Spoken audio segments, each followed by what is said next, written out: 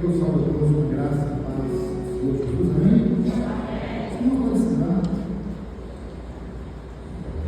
Nós vamos ler o texto da palavra de Deus, na carta de Paulo aos Efésios, capítulo 5. Nós vamos ler a partir do versículo 22 até o versículo 4 do capítulo 6. Carta de Paulo aos Efésios, capítulo 5, a partir do versículo 22 até o capítulo 6, versículo 4.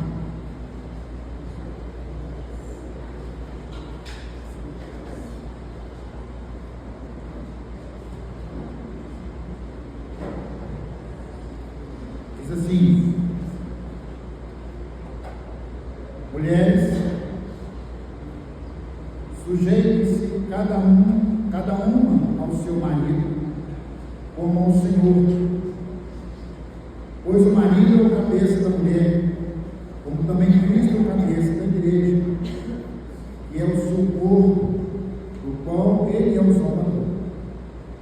Assim como a igreja está sujeita a Cristo, também as mulheres estejam tudo sujeitas aos seus maridos.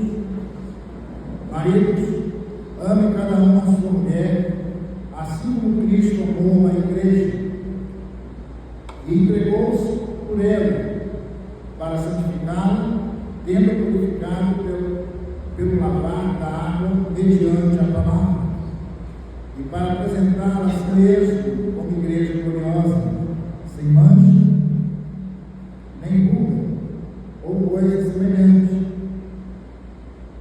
mas santa e irrepreensível.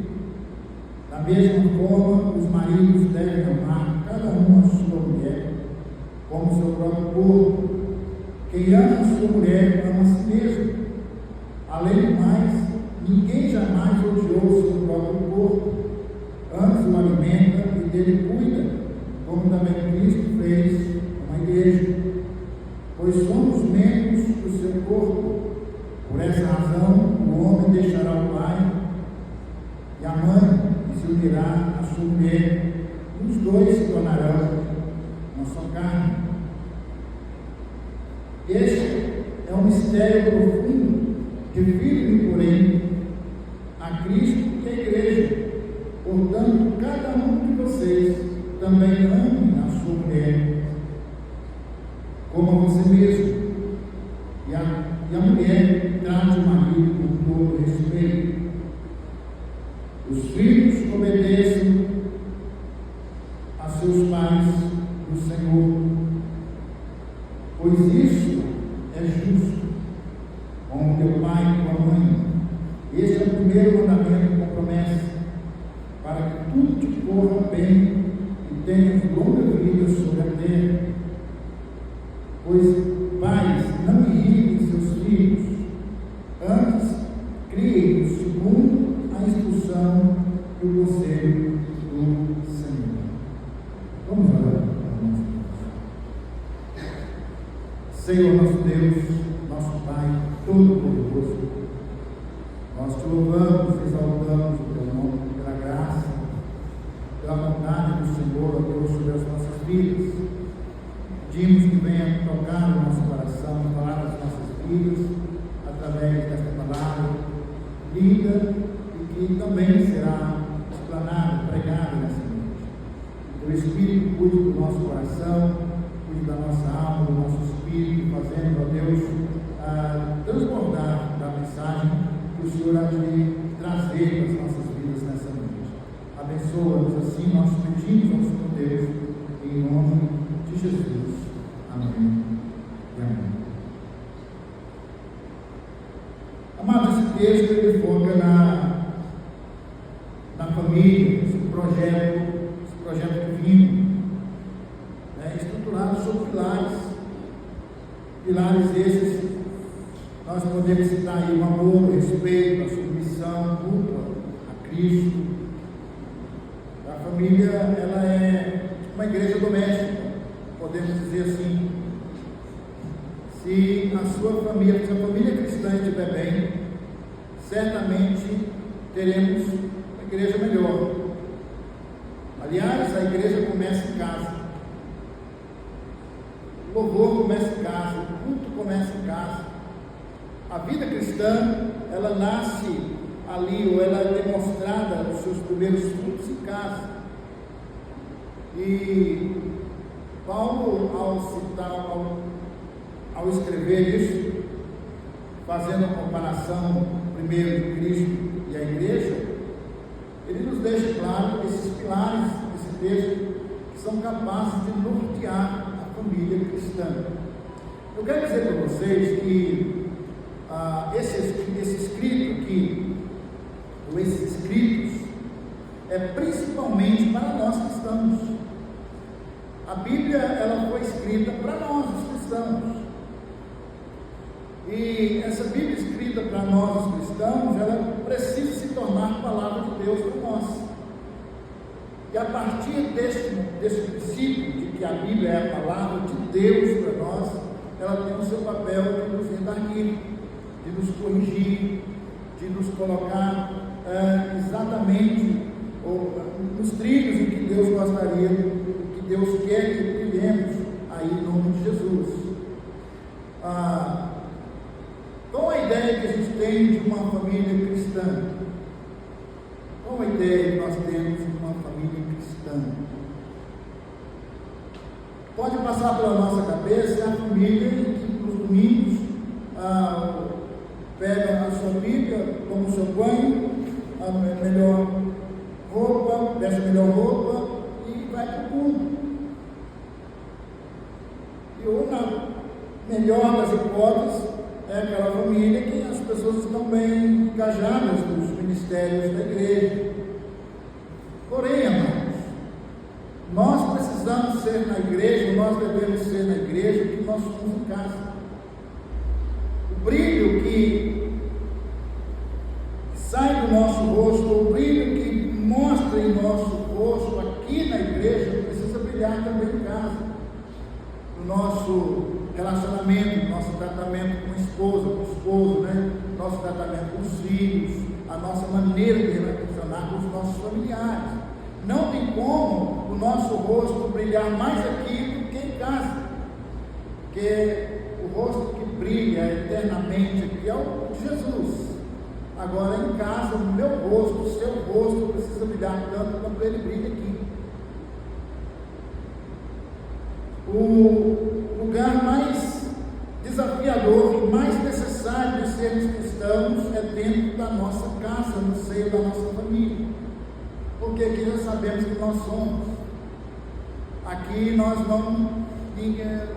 a gente não consegue identificar o defeito, o problema, as fraquezas dos outros, mas em casa nós conseguimos ver constantemente a fraqueza do nosso cônjuge, a fraqueza dos nossos filhos, a nossa fraqueza às vezes a gente nem consegue ver, mas fica exposta. E aqui não, aqui é 1h30 de culto, o nosso rosto brilha e tal, aquela glória, a gente canta com um sorriso aberto na boca e engomadinho, chega em casa, a coisa pode mudar. Então qual é a imagem que passa em nossa cabeça sobre uma família cristã? Que é uma família cristã? Sendo a família uma instituição divina, o que mais se espera dessa família, em primeiro lugar, que ela esteja no altar de Deus. O que mais se espera que essa família é que ela esteja de fato no altar de Deus. Amém.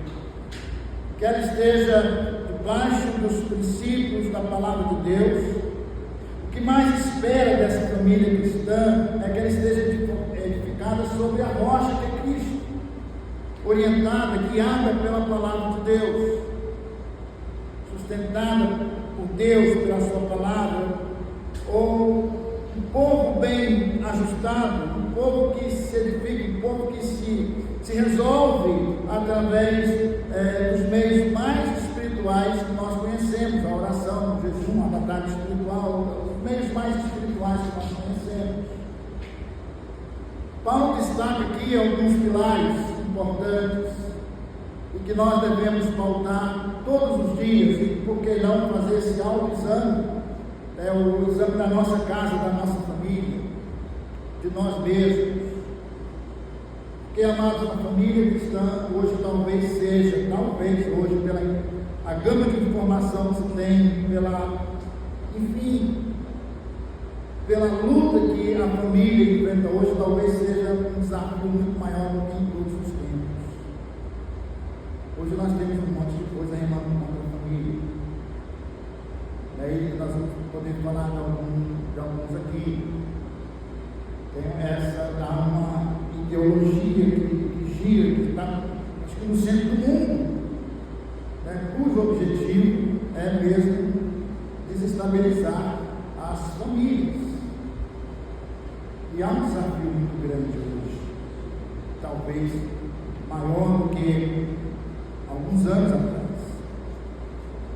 Mas nós queremos falar nessa noite sobre a família no altar de Deus. Quais são esses pilares que Paulo nos apresenta aqui, meus irmãos?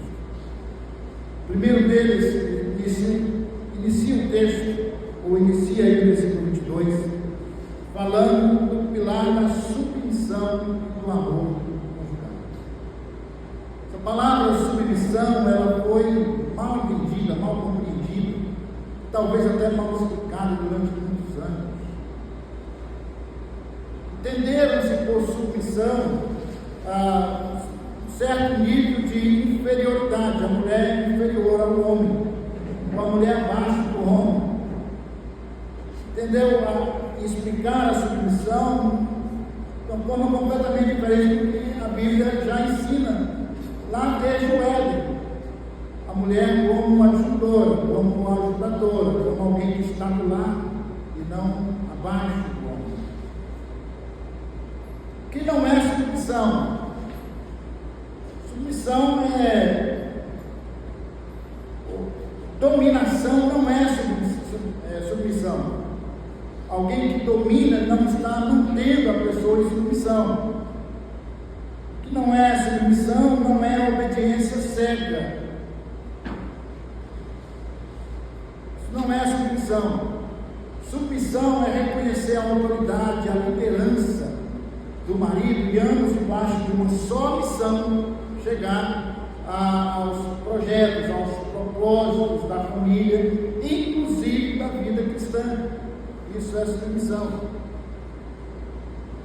Não tem nada a ver, nunca teve a ver com inferioridade. Nem no Éden havia essa inferioridade.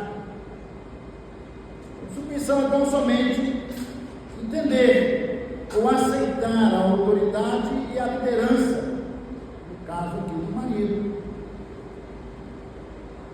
Não tem a ver com ser inferior, não tem a ver com estar abaixo, não tem a ver com... Enfim, não tem a ver com nada disso. Mas hoje nós enfrentamos um problema muito sério com relação a essa submissão.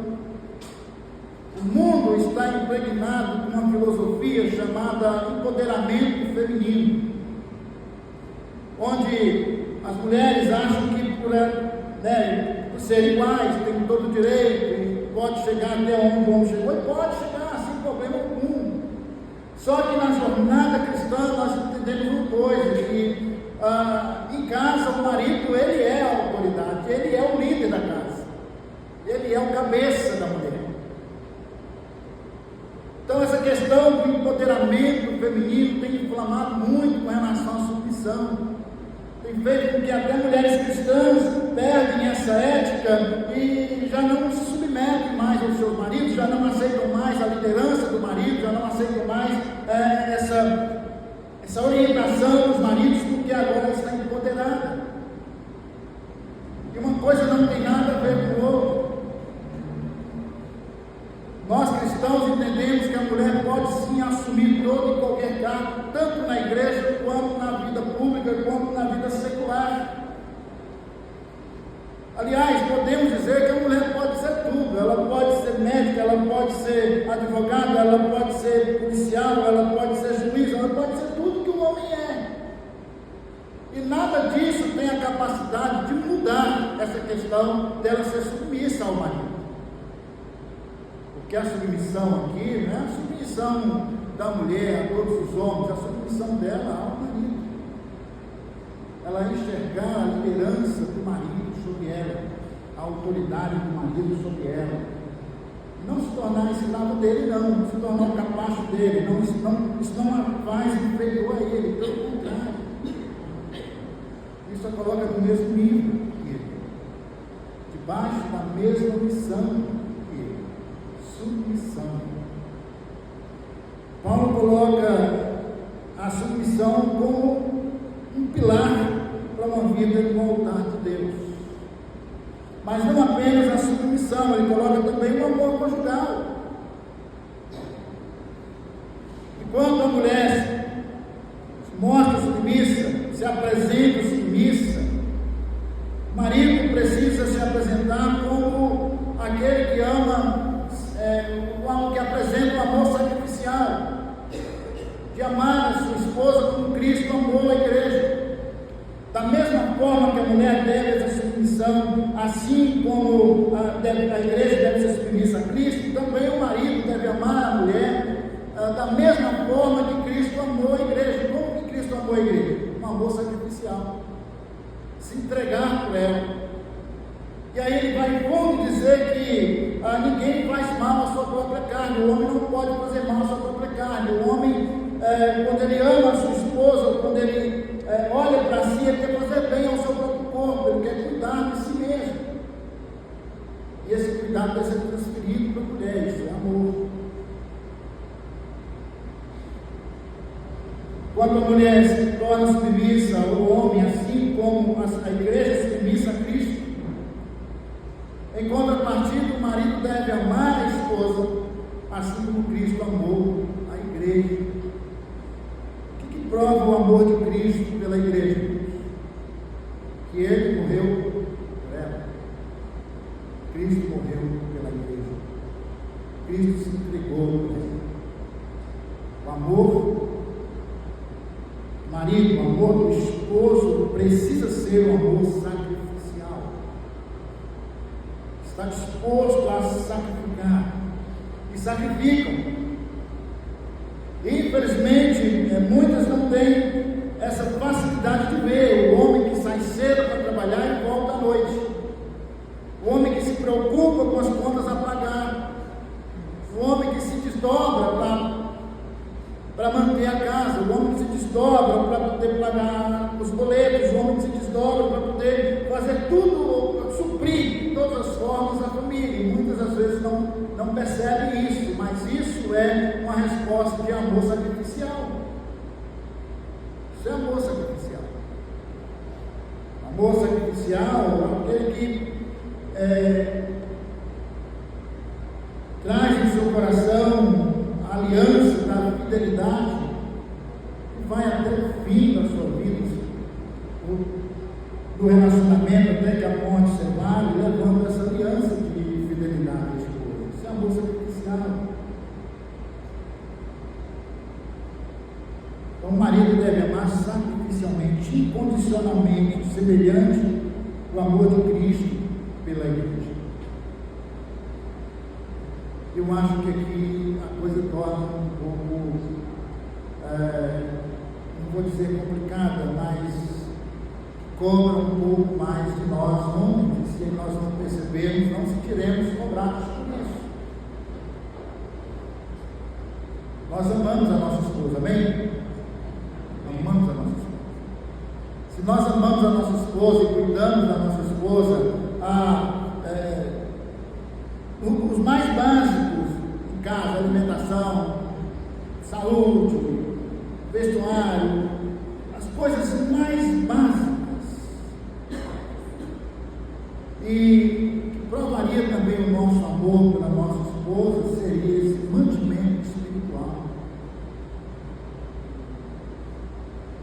Quando Cristo amou a igreja de forma sacrificial, ele não apenas morreu por ela, mas ele guardou e guarda a igreja, e ele livra a igreja dos males.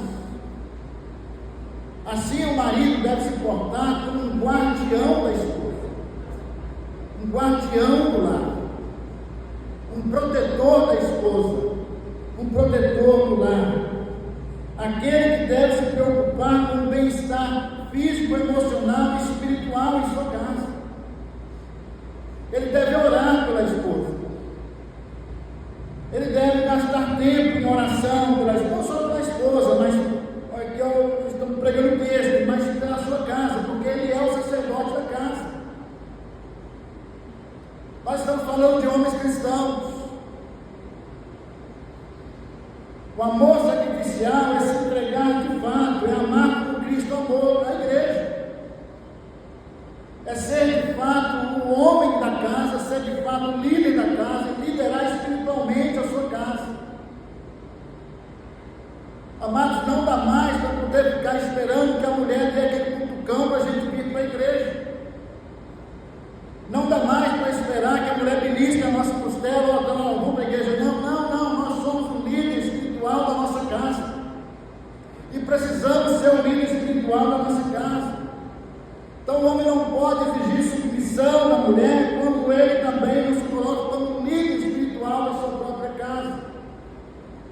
Quem precisa se preocupar primeiro, antes de tudo, com o bem-estar emocional, o bem-estar físico, o bem-estar espiritual da casa é o homem e não a mulher.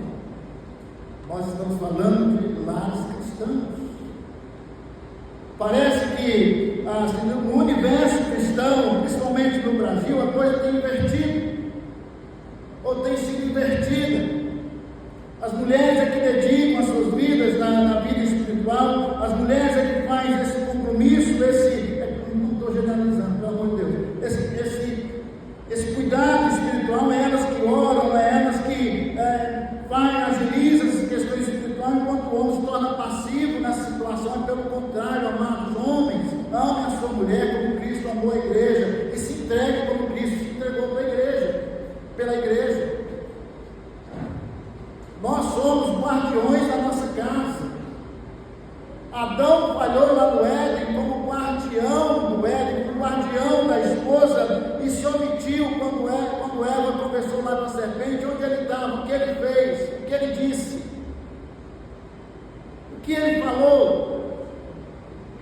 Tudo acontecendo ali no nariz dele, na cara dele, ele não disse nada, não fez nada. Ele não falou nada. O homem que não cuida da vida espiritual da sua casa, ele está disposto a perder. Disposto a perder a vida espiritual da casa. E o homem, ele precisa ser esse guardião da vida espiritual.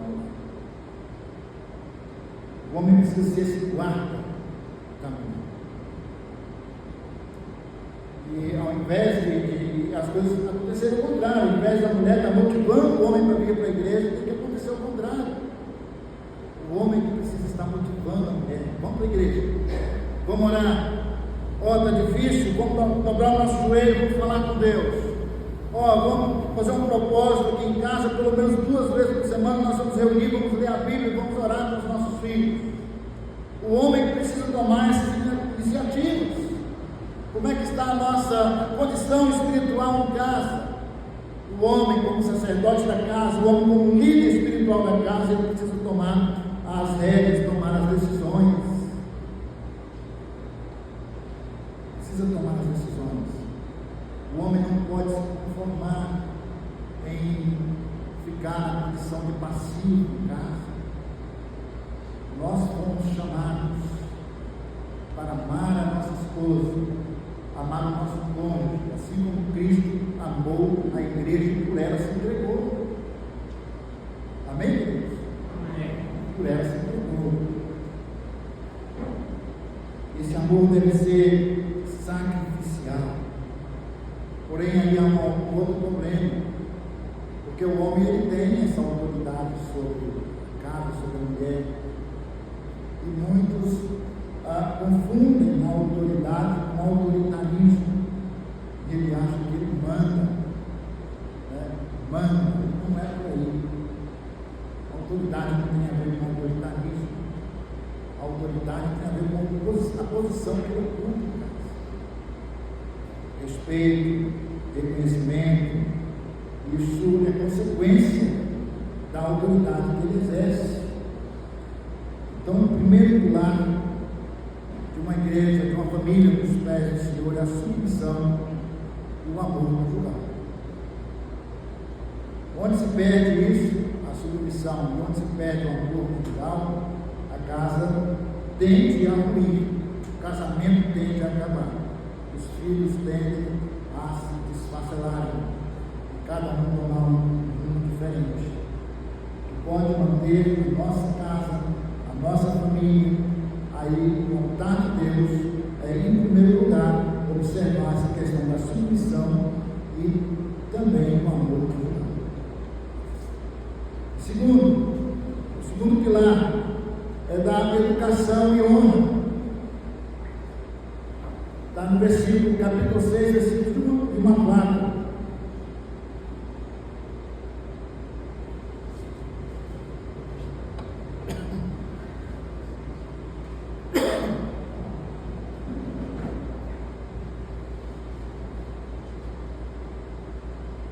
Os filhos, eles são chamados à obediência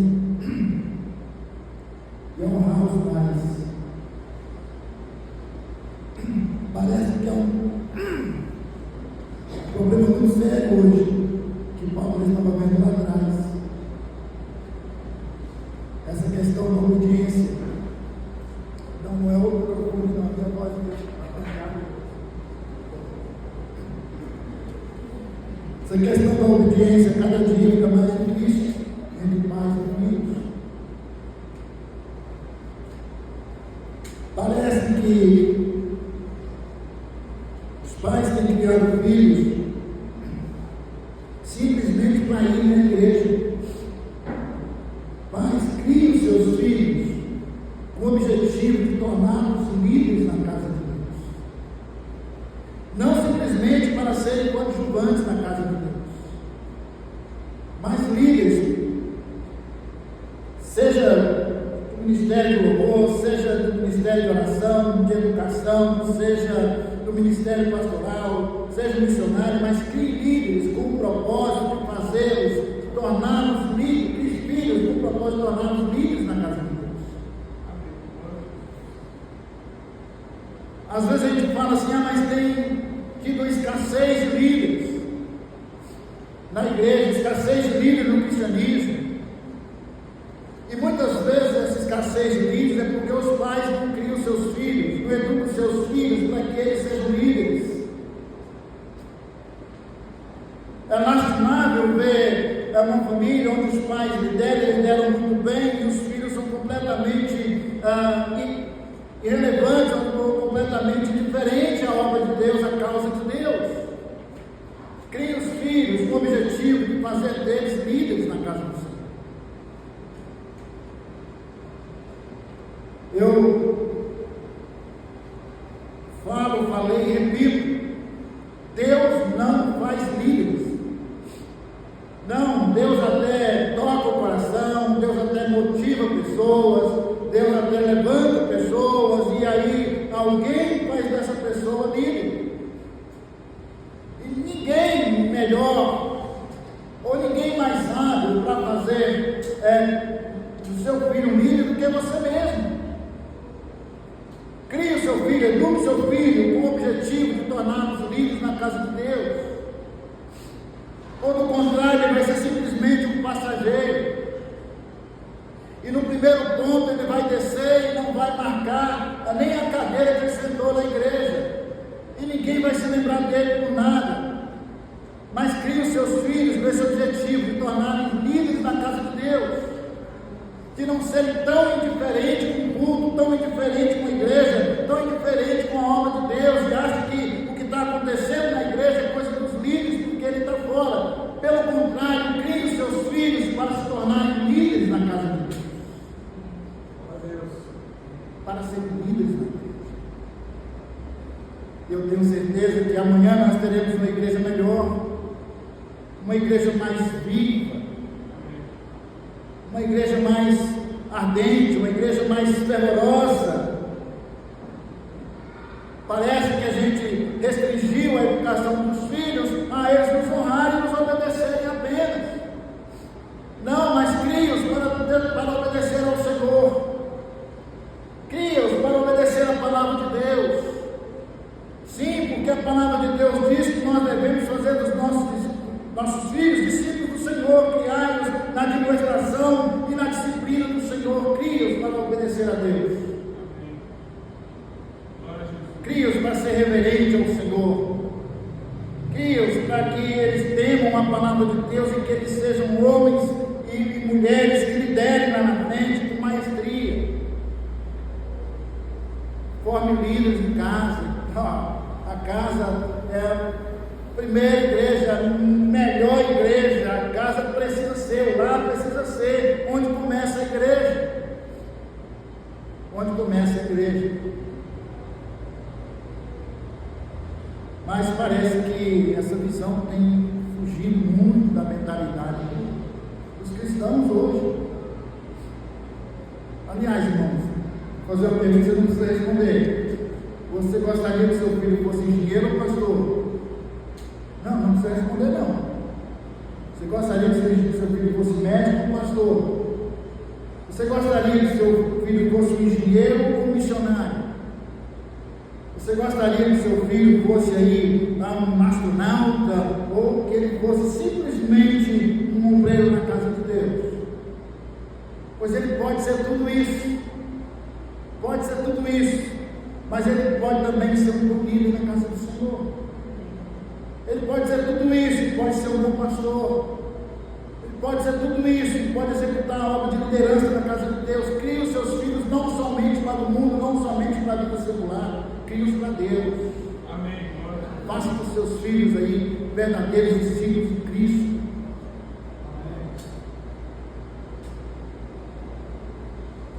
Mas nós limitamos a educação dos nossos filhos a serem obedientes e a nos honrar. E nos preocupamos em fazer dos nossos filhos verdadeiros discípulos de Cristo, verdadeiros discípulos de Jesus. Às vezes, os nossos filhos conhecem essa turma toda aí que vai para a Copa do Mundo, da seleção brasileira. Até hoje não sei o nome de nenhum. Mas tem uma galera aí que vai para a Copa do Mundo. E você pega um menininho aí de 10, 11 anos, 12 anos, sabe o nome de tudo, discute tudo, mas não sabe o nome de um personagem da Bíblia. Eu estou falando de filho de crente. Crie os seus filhos para que eles sejam discípulos de Cristo, líderes na casa de Deus. Às vezes, jovens e até adolescentes discutem qualquer assunto que colocar na frente dele, mas não conseguem falar de nenhum tema bíblico, nenhum tema da Bíblia. Sabe por quê? Porque, infelizmente, essa geração de pais, não estou generalizando, pelo amor de Deus, não estou generalizando, mas essa geração de pais tem criado filhos para serem simplesmente coadjuvantes na igreja. Aqueles que vêm, sentam no banco, tal, e ficam mais, e vai embora no domingo que vem, e vai se repetindo, mas filhos para Deus, filhos para Deus. Lá ele precisa ser essa oficina moderadora, essa oficina que ela modela a menina uma serva de Deus, o menino um servo de Deus, que modela o pai um homem de Deus, que modela a mulher uma mulher de Deus. Se quisermos que o nosso lar, a nossa casa, ela esteja edificada em Cristo, que a nossa família esteja no altar de Deus, nós precisamos urgentemente observar esses princípios. Urgentemente, da submissão, do amor real, sacrificial, da maneira como nós estamos educando e criando os nossos filhos. Para que estamos educando os nossos filhos? Ou até onde isso pode interferir aí na jornada cristã, mais tarde? É necessário fazer essa reflexão. O alicerce da família precisa ser Jesus. Se nós temos esses pilares aí que nós falamos, da educação, da honra, da submissão, do amor, a base, o alicerce precisa ser Jesus, Efésios 5, versículo 21. A base precisa ser Jesus. Toda casa edificada em Cristo, ela tem que suportar as lutas, as provas, as dificuldades, as tentações, os problemas. O segredo da família estruturada é a submissão mútua e temor do Senhor, a palavra de Deus, a palavra de Cristo. Parece que falar de família hoje é um desafio muito grande. Parece não, é um desafio muito grande. Porque aparentemente está tudo bem. Está tudo bem porque a gente vem à igreja no domingo. Está tudo bem porque terminou o culto, a gente vai para casa novamente. Mas não está tudo bem se de fato a nossa família não estiver engajada mesmo em Cristo e nos seus projetos. Os projetos de Cristo, no plano de Cristo, naquilo que Cristo de fato, naquilo que Deus de fato preparou para nós, para a nossa casa, para a nossa família. Não tem como termos uma família edificada na rocha, não tem como termos uma família bem estruturada se ela não estiver edificada na rocha de Jesus. Se a base, se o alicerce não for Cristo, não for Jesus, não for a palavra de Deus. O segredo da família estruturada é a submissão à palavra de Deus, a Cristo. Não tem como, amados, manter o sucesso espiritual na família se ela não for consagrada a Deus. Se não reunirmos para poder quebrar as cadeias que esse mundo tenta impor na nossa casa, no nosso lar, a mídia. Não tem como ter uma família abençoada no altar de Deus se não estivermos atentos aí a essas setas, a essas flechas que o mundo tem lançado constantemente sobre a família. Não tem como, se não buscarmos na palavra de Deus, contrapor a essa cultura de que tudo é normal, tudo é perfeito, tudo está muito bom. Não tem como, pelo contrário. Nós fomos chamados de protestantes lá no passado porque protestávamos contra o pecado e ainda precisamos protestar.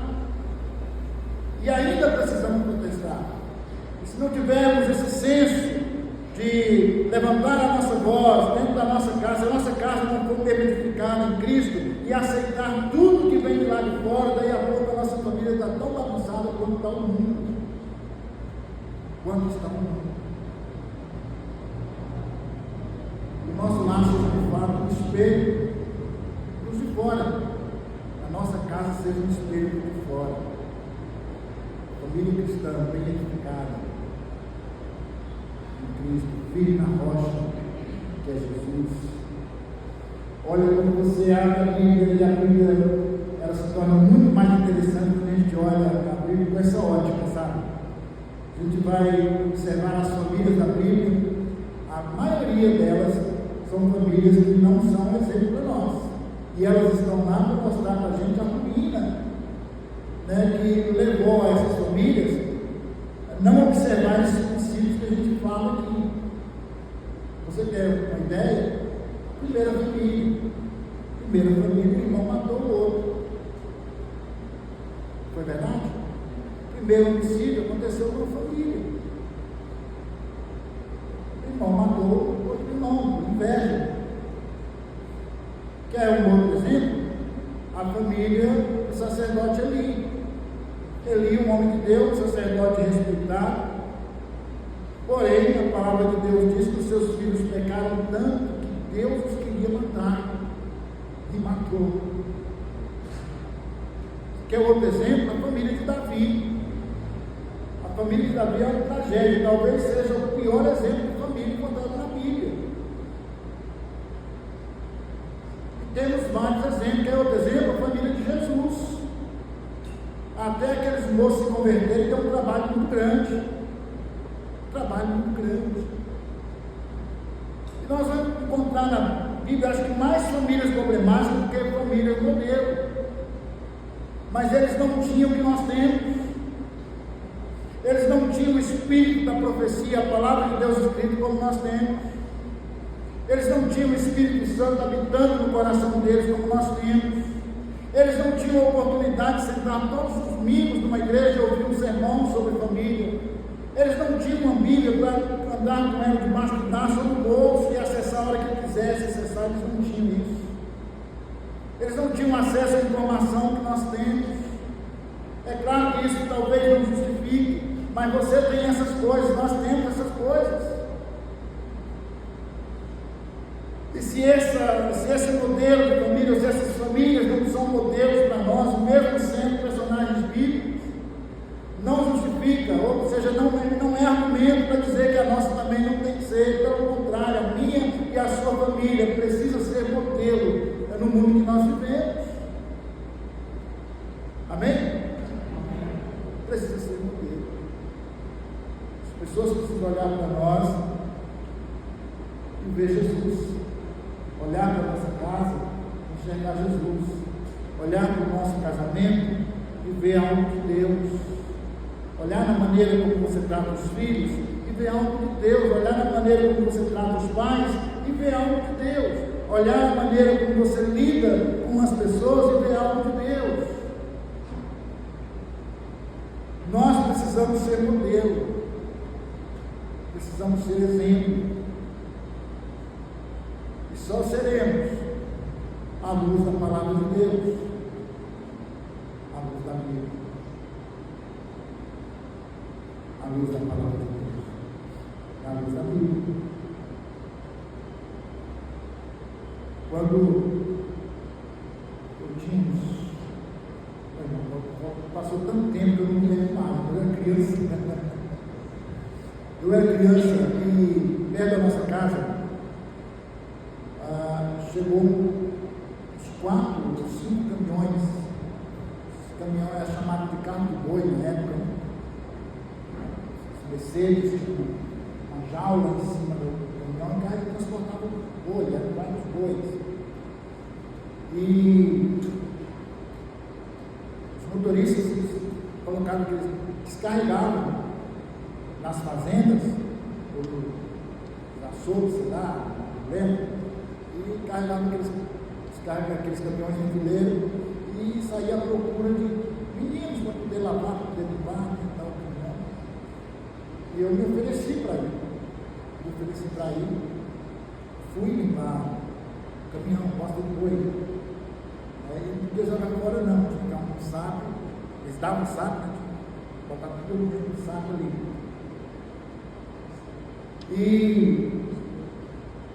tinha uma caixinha, dinheiro no canto assim, uma caixinha de dinheiro, de um dos motoristas.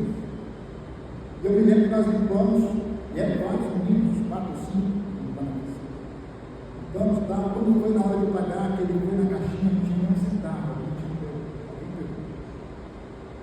alguém pegou o dinheiro. E certamente era um daqueles meninos que estavam trabalhando ali. Tínhamos uns 10 anos, 9, 10 anos, no máximo.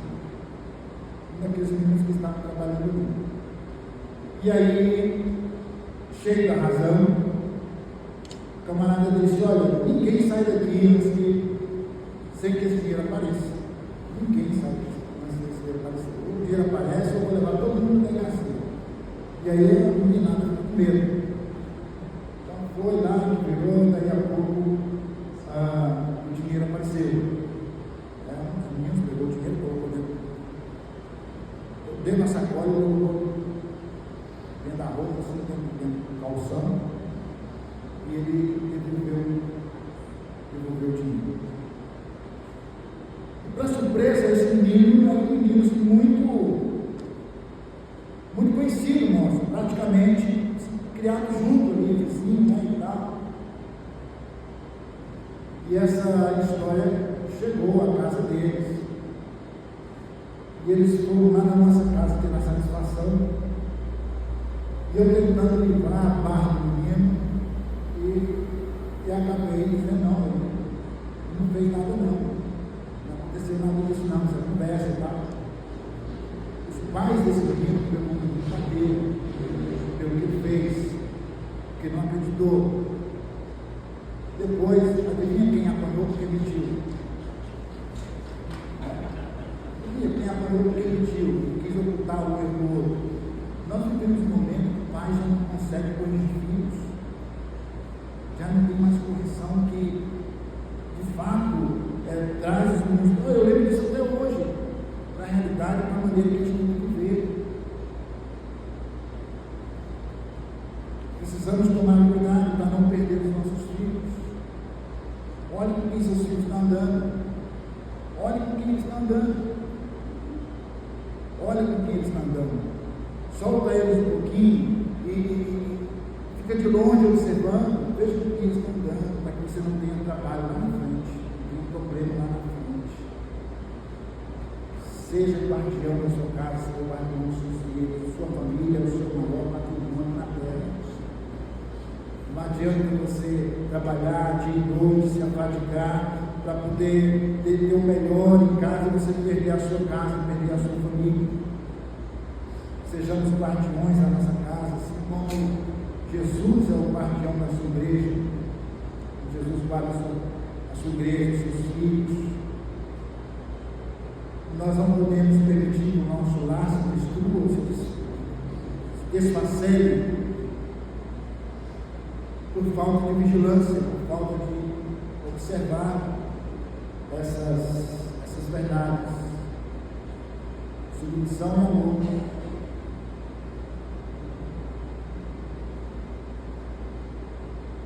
Jesus como base, como alicerce da família, e a sua palavra como aquela que nos direciona.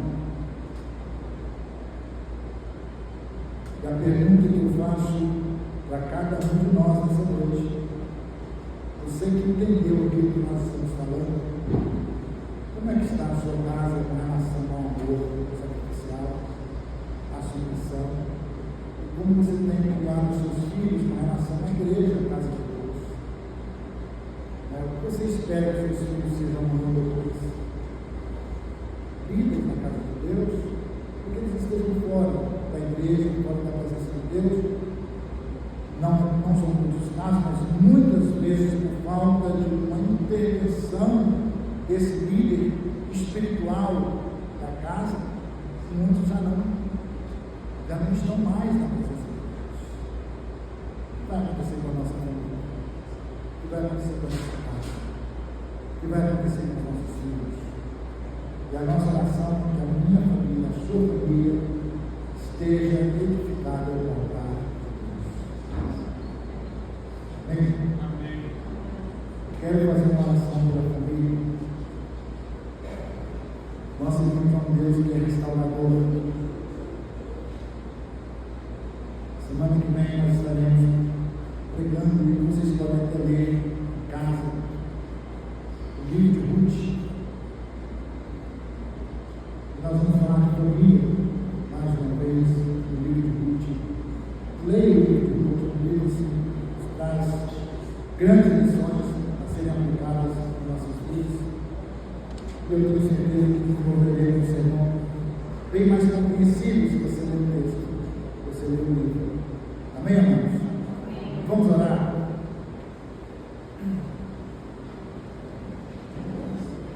Senhor nosso Deus, nosso Pai Todo-Poderoso, rendemos graças ao Senhor nosso Deus.